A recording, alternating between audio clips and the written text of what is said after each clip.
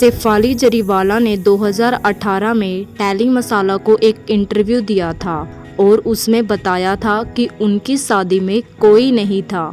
वह अपनी शादी की कहानी अपने बच्चों को जरूर सुनाएगी। शेफाली जरीवाला और प्रयाग त्यागी ने बताया था आदित्य नारायण ने प्रपोज करने में मदद की थी।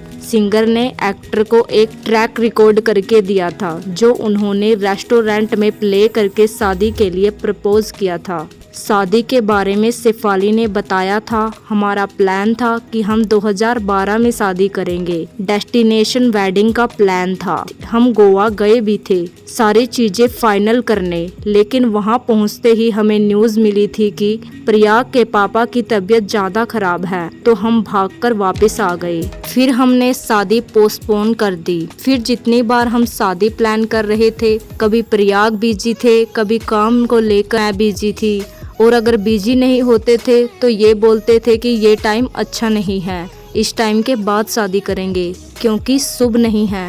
एक दिन मैं काफ़ी फ्रस्ट्रेट हो गई थी और हमें साथ में रहकर एक कपल के तौर पर 5 साल हो चुके थे। फिर हमें लगा कि जिस दिन हम मिले थे उस दिन से अच्छा कोई और दिन हो ही नहीं सकता है शादी के लिए।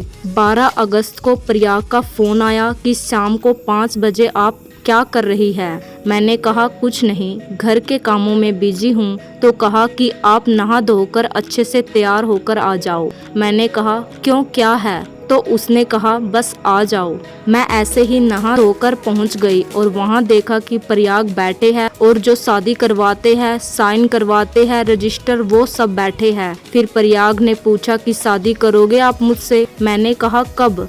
तो बोला अभी।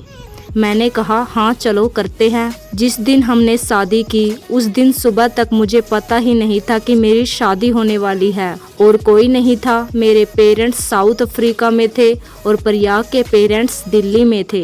हमने किसी दोस्त को भी नहीं बुलाया था, कुछ प्लान ही नहीं था। मेरे ख्वाब से ये सबसे ज़्यादा यादगार रहेगा। हम अपने बच्चों को शादी की कहानी जरूर सुनाएंगे।